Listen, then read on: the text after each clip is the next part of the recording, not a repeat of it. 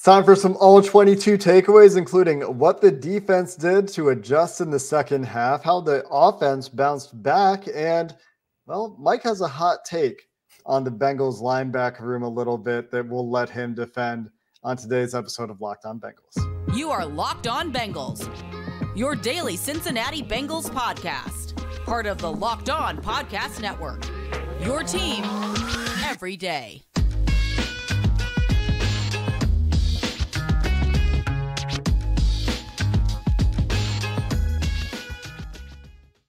What up, Bengals fans, and welcome to another episode of the Locked On Bengals podcast. I'm your host, Jake Lisco, joined today by Mike Santagata, who you can find on Twitter at Bengals_Sands for all sorts of great film clips highlighting various things that we're going to talk about in this episode and that you can find in his writing over at allbengals.com.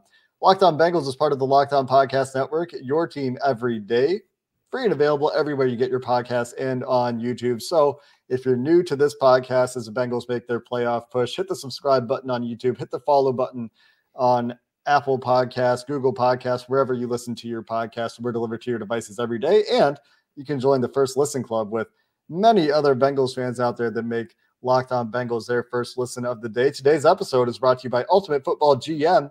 And if you've ever dreamed of being an NFL GM, this game is for you. You can manage a franchise by downloading the app, either by going to ultimate-gm.com or look it up on the App Store, and you're going to get a 100% free boost to your franchise using promo code LOCKEDON in all caps in the game.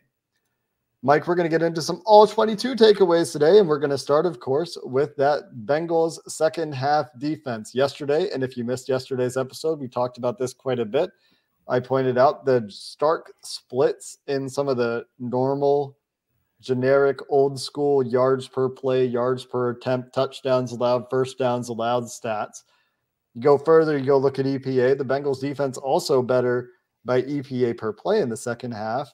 In this game in particular, the difference is easily observable to the naked eye on tape, on film, on TV copy. The Bengals got after Tom Brady in the second half, creating a lot of turnovers and generally thwarting an offense that scored 17 points, looking pretty efficient against them. In the first half, there was some conversation from Lou Anarumo about pressing the corners a little bit more in the second half, but Sam Hubbard gets hurt. Cam Taylor-Britt gets hurt. Despite all that, the Bengals managed what they managed in the second half. What were the big adjustments from what you could tell, the big differences from a game plan perspective in the second half? There's a few, and Lou Anarumo was right. Early on, I think the first play they pressed, but after that, it was all off, and they're trying all these safety rotations, a lot of trying to get Jesse Bates into the robber position, maybe get something so they can take away the middle of the field in the intermediate area. They know that, Tampa Bay, Byron Leftwich from Bruce Arians, so like these deep shots, and they've got Mike Evans, they've got Chris Godwin, they've got some weapons that can run, so they're playing a little bit off. They're just saying, like, you're not going to beat us deep, and Buccaneers really didn't, other than a busted coverage, but they were just slicing and dicing. And this goes back to one of the Seahawks defensive coordinators for the Legion of Boom. I remember listening to him in a clinic, and he said there's only been one quarterback who's ever been high-fiving and pumping his fist for checkdowns. That was Tom Brady, because he's the only one that doesn't care about getting 6-yard gains the whole way down the field. It's kind of what it was. It was just like, he's just going to keep taking it. Not a lot of quarterbacks do that. I know that it's efficient. Not even coaches stay like that into getting these shorter gains, but they start pressing a little bit. I think they got more pressure. There's always the luck factor too. You got to remember that, there's a strip sack, which not lucky per se, like they forced it to happen, but for that to happen in the second half on a sack. And then also there was just a fumbled handoff that too. So like that drives up these EPA numbers and everything else for the second half. But I do think that this process changed, especially after Hubbard goes out. And it was actually before halftime. I won't call it a halftime adjustment, but I remember it was like the 2-minute drill and they started pressing a lot. And I noticed that as a specific change. So they started getting a little bit more pressure on Brady. I think Eli Apple called it, get him tap dancing, start pressing, not being afraid of the deep ball, not being afraid of, getting beat over the top. Like we got to stick to these guys. And they got a little interesting too. I want to say also, they didn't send true man free or zero blitzes in the second half. They did that in the first half, and it felt like at first I thought the linebackers bit really hard on play action because I think both times they did it were play action plays. But then I look back, I'm like, no, these guys are triggering on the snap, not on the play fake. So they are vacating that area, which the Buccaneers took advantage of. So a little bit less like true zero blitzes. They sent weird pressures, but it would be like creepers, simulated pressures, and a little bit more aggressive from their corners and stuff to play physical man-to-man coverage, especially also when they probably noticed on the other end that Tampa Bay was allowed to play real physical. Yeah, and we saw that in the Super Bowl last year as well, where in-play penalties were so sparse, even though both teams were playing really physical, especially in the secondary. And another part of it is Tom Brady, you talk about his willingness to get the ball out and take these short throws. Seemed like to me, he was very aware, as you would expect for Tom Brady, who's been around doing it at a high level for a really long time. He was very aware of, okay, that's the defensive end that dropped into coverage. That might be a tight window, but he's not closing that window. He doesn't usually play coverage, and he's paid to play in the trenches. So I can fit a ball in there, no problem. It felt like that was more common in the first half, and further disrupting the timing where you've got a quarterback who likes to get the ball out quickly, likes to get the ball out on time, disrupt the timing, change the picture, doing it in different ways than necessarily you've put on tape or than Tom Brady's necessarily anticipating in a certain play. Like the Trey Flowers interception, for example, comes from a blitz look. They drop everybody out into a drop 8. And it turns out that, as I joked on Twitter, dropping 8 is the key to stopping all good quarterbacks. Even Joe Burrow, I think, on a 3rd and very long, to be fair, almost to an interception when Tampa dropped 8 in this game. It just constricts windows when you're truly dropping 8, not just having a spy. You've got another guy just on the field. You just think of resource management where you normally have 7 guys back there occupying those spaces. Now you have 8. You just get more bodies in these spaces and it gets to constrict the windows. And Brady's going for in the flat, and Trey Flowers is playing curl flat, and I think it's a curl route, actually. I think it's a curl flat combination. It could be wrong, but he goes to throw the flat because he sees Flowers drop back a little bit into the curl window, but Flowers doesn't have to really bail out of there as hard. And because the other linebacker is able to squeeze over on that flat just a little bit more, Brady's throw a little bit more outside. Flowers makes a great break and picks him off. And that is one of those plays that when you get Tom Brady, it's just, got to write that one down, save that tape. I want to say that there was the other difference is after Sam Hubbard went out, a lot more stunts. And I think this has been noted, but they were running not just like TEs, techs, ETs, any of that stuff, but they started running 3-man games and stuff. They did this once before, but they started using a little bit more, a package with 4 D linemen, Logan Wilson head up over the center. And then that's how they got the strip sack It was a 3-man stunt there. 2 guys go inside. He wraps all the way around. When it's a defensive tackle, I know it's a pirate. I don't know the exact terminology for a linebacker doing it, but we'll call it a pirate because it's a cool name. But maybe it's a buccaneer in the spirit of the Bengals opponent. That's great. Yeah. They ran a buccaneer stunt of sorts. But yeah, Wilson does a really good job on that to fake one way, go all the way, wrap around, unblocked. And that is just something they were trying to stress these Tampa Bay Buccaneers offensive linemen's just technique and physical abilities in the first half. And it wasn't really working that well, even though some of these guys were backups. So then you start stressing their mental and communication abilities. And I felt like that worked much better. That's also what Joseph Osai's sack came on, was a stunt. Yeah. And not sack, but he forced the wobbler, Pratt picks it off. Right. Even better than a sack. I feel like somebody associated with the Tampa Bay Buccaneers mentioned that they were twisting a lot more in the second half, stunting a lot more in the second half. And I don't recall who it was, but it certainly has, as you mentioned, been noticed. And Lou Anarumo, again, consistently, maybe it's not necessarily strictly halftime, but like the offense has in many games, figuring it out as the game goes, finding different answers. And we've talked about it a lot. The continuity on this team gives them the ability to confidently change it up on a play-to-play basis and do all these different things. And that's a lot like what the Bengals are going to see, in my opinion, from Bill Belichick's defense, which also prides itself on versatility and the ability to do a lot of different things at a high level. And this offense didn't necessarily get off to the hottest start. And we've talked about it a little bit, Mike, as we do. And maybe this has a bit to do with the offensive line. So we will have to talk about what went wrong for the offense early and how it got corrected in just a minute. But today's episode is brought to you by Ultimate Football GM. And like I mentioned, if you've ever dreamed of being an NFL general manager, managing your own franchise, well, this is a game for you. You will manage every strategic aspect of your team and play through the season. You can lead your team to glory by hiring the right coaches, the right coordinators, the right personnel staff, the right sports psychologist.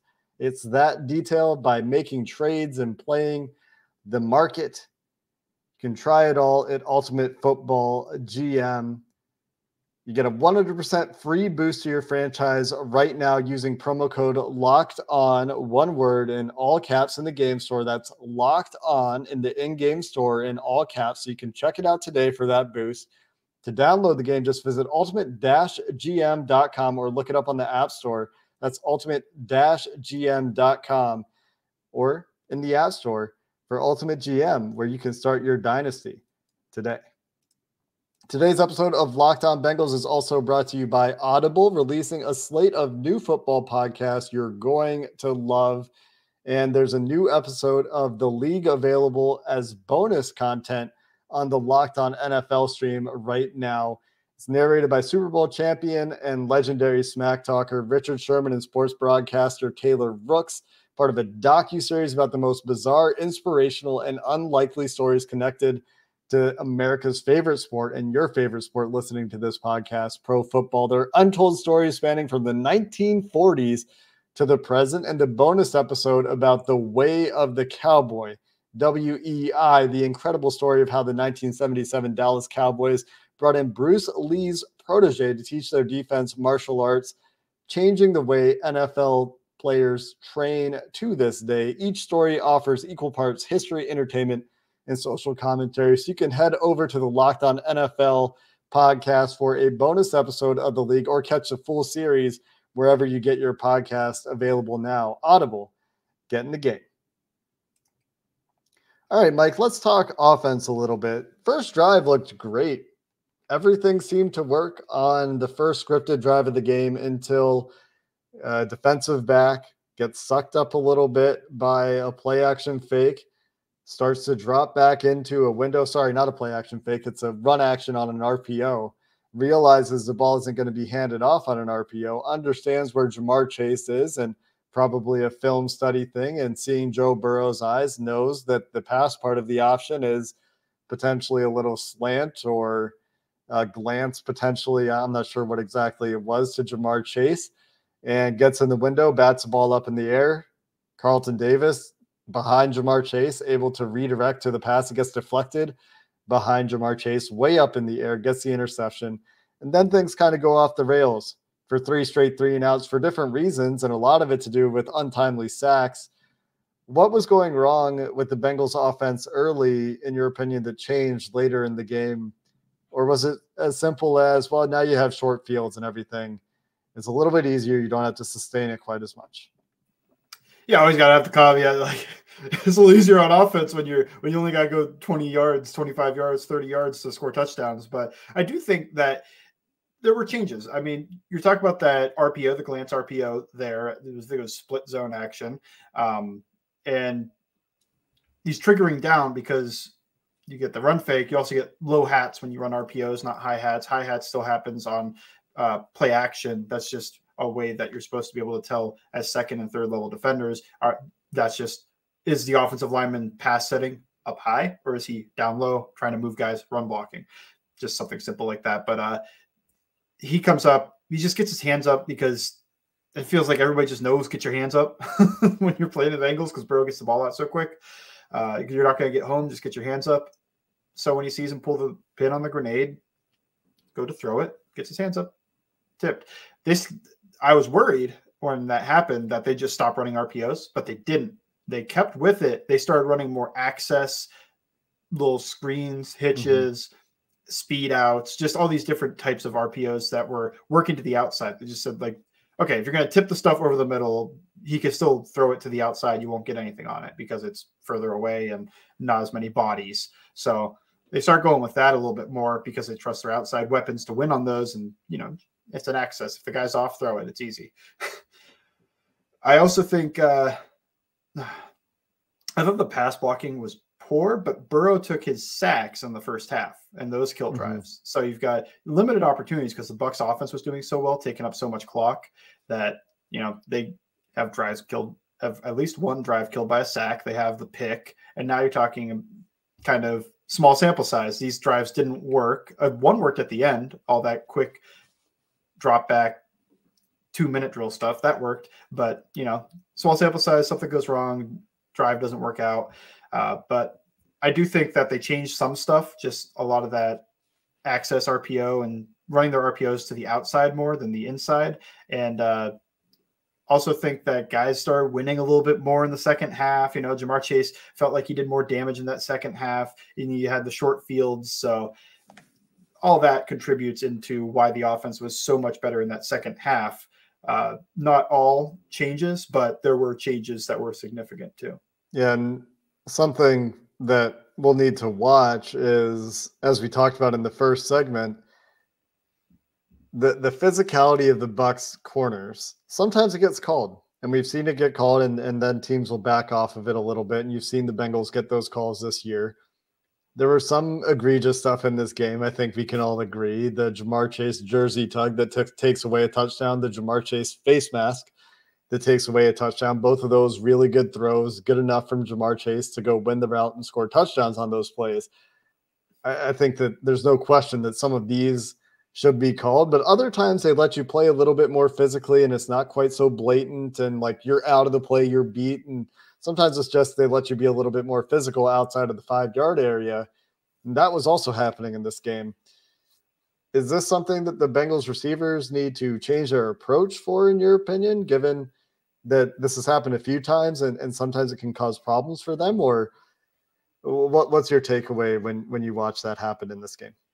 Yeah, I think a little bit maybe, but it is just kind of their nature. You can't really change their nature. To me, Jamar Chase, as he has always been, is a guy that wants, if you're going to meet him with physicality, he's going to meet you. The lock horns. He's a bull. He's going to, try to charge through it. And sometimes that's great. He just runs right through contact and gets through a guy. But sometimes you get a guy like Carlton Davis, who's been around this league. He's a physical corner. He likes doing this, and they're letting him get away with it. So he's able to lock horns and meet him a little bit. Chase still won plenty on those opportunities. It's not like Davis shut him out in man coverage, but it is why Davis had a good game, is because they let him play and Chase tried to match his physicality, and they just awesome matchup to watch. But maybe you want just a tiny bit more, not on the release so much. It wasn't these jams that were really killing Chase. It would be they keep holding, grabbing, pushing, whatnot, rerouting as he's getting down the field 6, 7, 8 yards. And then he starts turning it into like, I'm pushing you back because you're putting hands on me. And maybe you think you could change that a little bit, but I do think it is just kind of the nature of it. Maybe this is a way teams are going to try to attack the Bengals. If it becomes a serious issue going forward, maybe you got to just kind of go like, they're letting them get away with that. It's not cool, but maybe swipe or rip and get past him that way instead of trying to meet him strength for strength. I don't know if it's a huge issue in general, but it is something that I've seen a few times. This isn't the first time that the Bengals receivers missed a few opportunities because they're locking horns with the defensive backs rather than trying to just get by them. I think it's fun. I think it is. I'd rather have too much dog in my receivers than not enough, where a little tap sends him out of bounds and he's just looking around for a flag. I'd rather he meets him. I'm not getting thrown out of bounds. You're getting thrown out of bounds type thing. Mm-hmm. But maybe just a tiny bit less, just like try to reel them back just a tiny bit when they're letting them get away with everything. Could be a learning curve thing. Still a young player learning the veteran tricks of the game. And he's pretty good at some of them already, honestly. Like he's got a pretty good subtle little push off at the top of routes. It's never going to get called and rarely gets called, I should say. I got a couple more notes on the offense, Mike, that I'd like to get your thoughts on, including Joe Burrow being forced into being a bit of a half-field read quarterback in this game, having issues getting through all of his progressions, not because of Joe Burrow's play necessarily, but looks like he was sped up a little bit within reasonable bounds this week. And the run game really didn't get going against Tampa Bay. So let's make sure we hit on that as well before we get to your linebacker hot take, and we'll finish the show there in just a minute. Today's episode of Locked On Bengals is brought to you by Total Wine and More. And this holiday, you can find what you love at Total Wine and More. With so many great bottles to choose from, it's easy to find a great new single barrel bourbon or the perfect gift for everyone on your list from a friendly guide. And with the confidence of knowing you found something special for the lowest price. Love what you find only at Total Wine and More, where curbside pickup and delivery is available in most areas. Visit TotalWine.com to learn more. Spirits not sold in Virginia or North Carolina. Drink responsibly.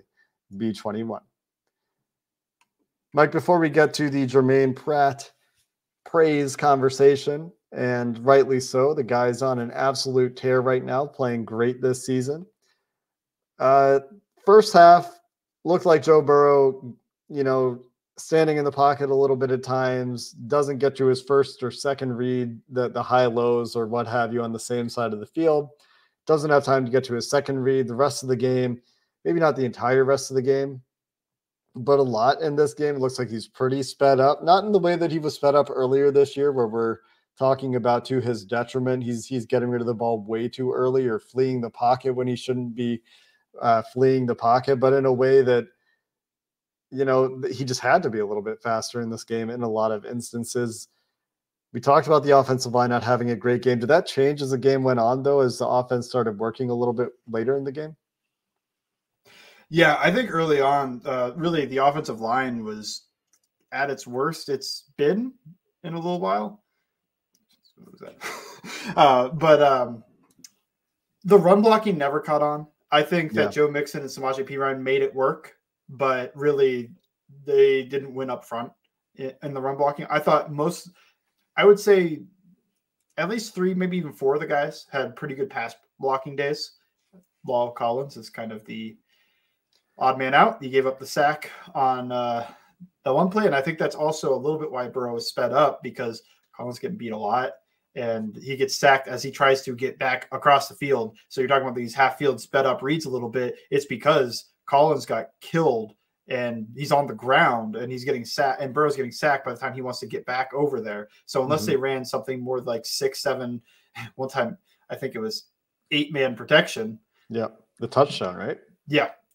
So 6, 7, 8-man protection, max protect stuff, then he's not trying to get back across the field. He's just, all right, we've got a dragon slant flat concept here. I'm reading slant flat. If it's not there, I'm hitting the sit route.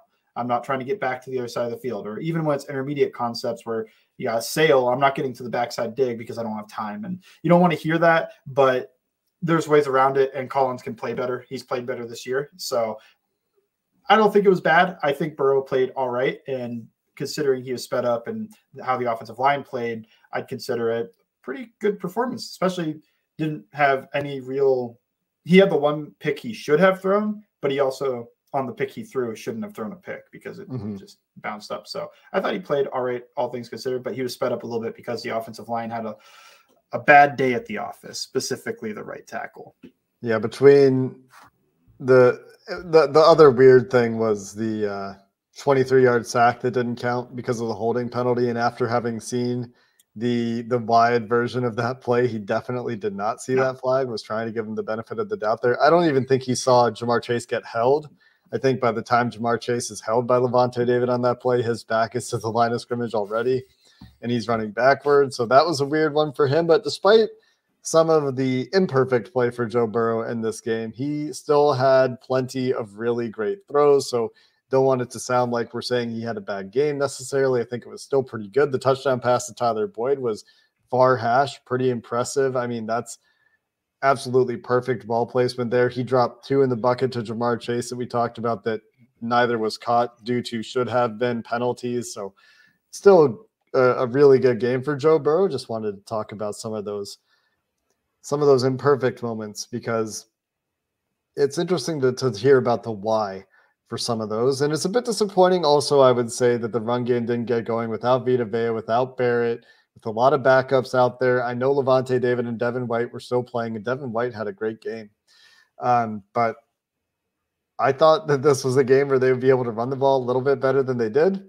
And that certainly was not the case. But without further ado, Mike, we teased it at the top of the show. We teased it a couple times. You tweeted that you think Germaine Pratt is the best linebacker on the Cincinnati Bengals right now.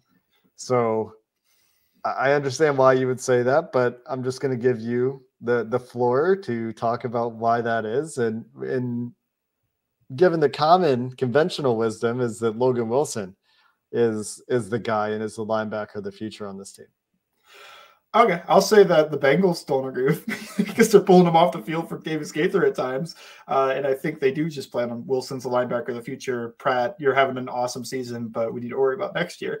But look, I'm not the only one that thinks this. When you look at the PFF grids, it's 81.6 for Germaine Pratt, 70.9 for Logan Wilson. And I consider Logan Wilson's last year to be a really good year, but that was 53.9 for PFF. So they didn't consider it a great year. I think Wilson's awesome too. This is just, he's awesome. He's really smart. He's an awesome communicator, leader of the defense, good tackler, good in coverage, one of the Captain Chaoses of the defense to create turnovers. I just think what Pratt's doing is unprecedented. Maybe not that far, but this is the best linebacker play that I've seen from the Bengals in quite some time. I know that's not a high bar for some, but he's playing like top 8 linebacker in the league, somewhere around there. I wouldn't say like top 3, like a Fred Warner, but he's up there. And they ask him to do certain things that are really difficult. And I almost think like he used to have these weaknesses to his game, spot dropping. He didn't have a great feel. What he do against the Panthers was he spot dropped and melted with the quarterback's eyes, moving as the quarterback's reading. And when he pulls a pin on the grenade, he breaks, gets an interception 20 yards downfield when he's playing a weak hook. Like that's really good stuff. When you furthermore talk about this coverage stuff, now that Pratt's kind of shored that up, 71 passer rating against in coverage, according to Pro Football Reference. Logan Wilson, 91. Pratt, less yards per attempt. He's just, yards per target, I mean. But he's just doing a better job in coverage. I think that's important. I think they're about the same in the run game. Pratt's a little bit worse getting off blocks, but I do think the way he scrapes at the football and forces those turnovers is a bit more important than just being able to tackle a guy, even if Wilson gets him more often and misses less tackles. Although it's always incredible to me when somebody makes Pratt miss a tackle because he just looks so strong on those bear hugs. This is really just a flavor thing a little bit too. I prefer the Pratt type that can man and match more than he's getting better at spot drop zone than Wilson. And there's just one wart to Wilson's game. As incredibly smart as he is, I feel like he's not in. Two teams taking advantage. Now the Bucs took advantage of it and the Chiefs took advantage of it. This is actually why I bothered tweeting it. You could take advantage of him in one specific way. Defensive coordinators or offensive coordinators for other teams, turn the pod off. But when they have a running back run straight to the flat and they give him some garbage to try to run through, he doesn't get it. He doesn't get there. And the Buccaneers were able to do it to him.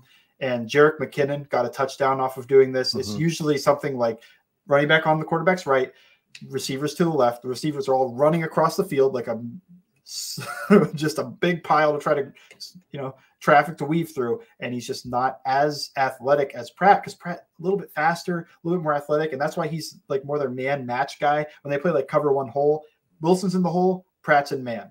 Then I think that's by design. So that's just 100 reasons why I think Pratt is a slightly better linebacker. But I will say Wilson's awesome. I think both these linebackers are awesome. This is a top 3 linebacker duo in the league, and they're probably the only one to not have a top 3 guy that's just also has a really good guy next to him. Like these are just both extremely good linebackers, probably both like top 10 or so. I don't know.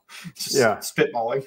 Really complimentary football between the two of them too. You mentioned the spot drop versus the man and match capabilities of Germaine Pratt, the ability to get off of blocks versus get through traffic, the athleticism versus the true linebacker pedigree, where Germaine Pratt was a safety in college and transitioned and is finally finding his way as a consistent down-to-down impact player, especially in the last 6-7 games or so. I get it. I'm not going to really argue one way or another. I think they both do pretty different jobs. I will say this. I don't necessarily agree with taking Pratt off the field for Akeem Davis-Gaither in some of those situations. I just don't know right now what Davis-Gaither does better than Pratt. I think maybe Davis-Gaither's a better blitzer. I think that he has more experience as a pass rusher going back to his days at Appalachian State.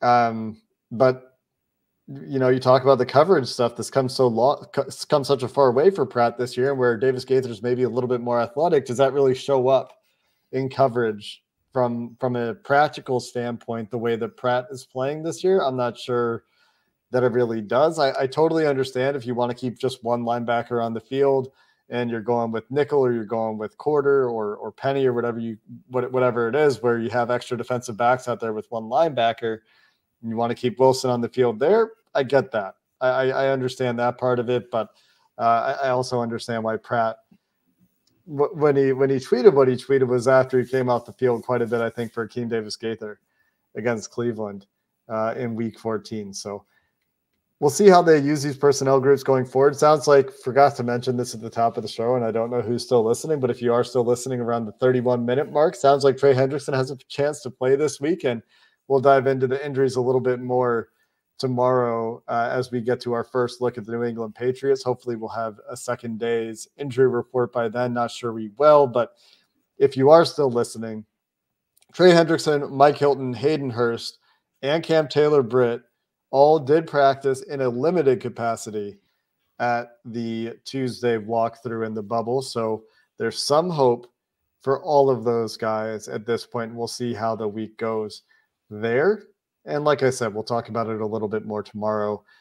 Zach Taylor's probably wrapping up his media availability right now, about 7 p.m. Eastern time, as we finish recording this episode. So we'll have some more information for you coming up tomorrow. So until then, when we cross over with the New England Patriots Locked On Patriots podcast, go find Mike on Twitter. Like I said, at Bengals_Sands. If you're watching on YouTube, it's right there on the screen. Find his work at allbengals.com as well. And we'll be back tomorrow. James Rapien will be back with us as well as we do our crossover. So until then, Bengals fans, thanks for listening to the Locked On Bengals podcast. Hoo day, and have a good one.